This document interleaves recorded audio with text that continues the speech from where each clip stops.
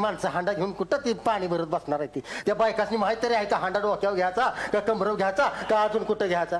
अगं ती शिकल्या सवरलेली माणसं असते ती शहरातली, त्यासनी ह्यांना घाबरायला लागतं. आपल्याला कसं घाबरतेली ती, त्यांना घाबरायला लागत, आपल्याला घाबरायचं नाही.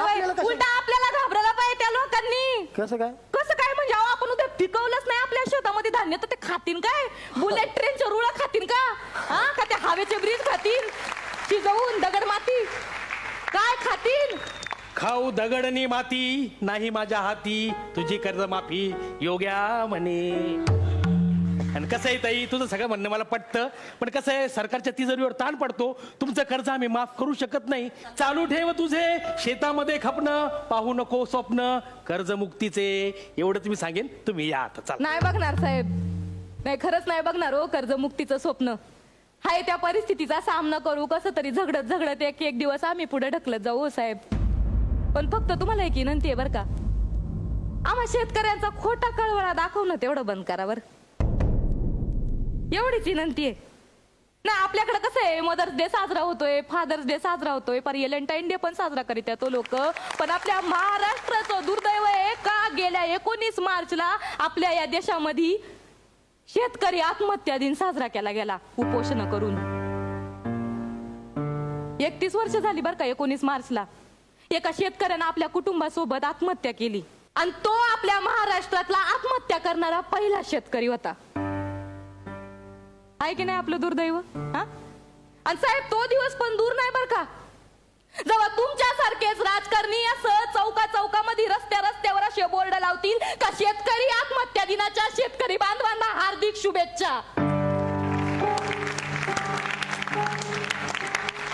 तुमच्या पाया पडते साहेब, हा दिवस आमच्या नजर पडू देऊ नका फक्त.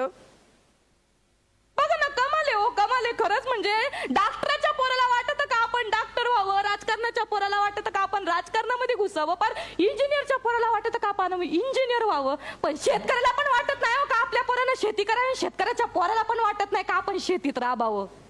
हे आपलं दुर्दैव साहेब. हे असं वाटणंय ना भविष्याच्या धोक्याचा संकेत आहे बरं, ध्यानात असू द्या. शुभेच्छा तुम्हाला. चला आपण त्याग करू.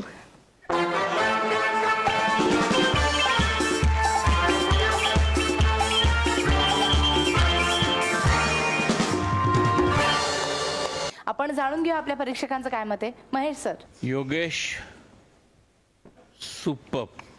सचिन गोस्वामीचं विशेष अभिनंदन. येस. का हा कॉन्सेप्ट त्यांनी आणला आणि त्याला तो एक सुंदर स्क्रीन प्ले तयार करून एक सुंदर सादरीकरण केलंस. आणि ती शेवटचं एक वाक्य म्हणते का हा एक संकेत आहे साहेब, भविष्याच्या धोक्यात, भविष्याचा संकेत आहे. Danger bells are ringing and they are ringing. हा ॲक्ट आहे ना, हा ॲक्ट नुसतं कॉमेडीची बुलेट ट्रेनमध्ये नाही राहायला पाहिजे. हा ॲक्ट ॲक्च्युली ऑल इंडिया टेलिव्हिजनवर टेलिकास्ट झाला पाहिजे. अभिनंदन. झपाटलेला परफॉर्मन्स.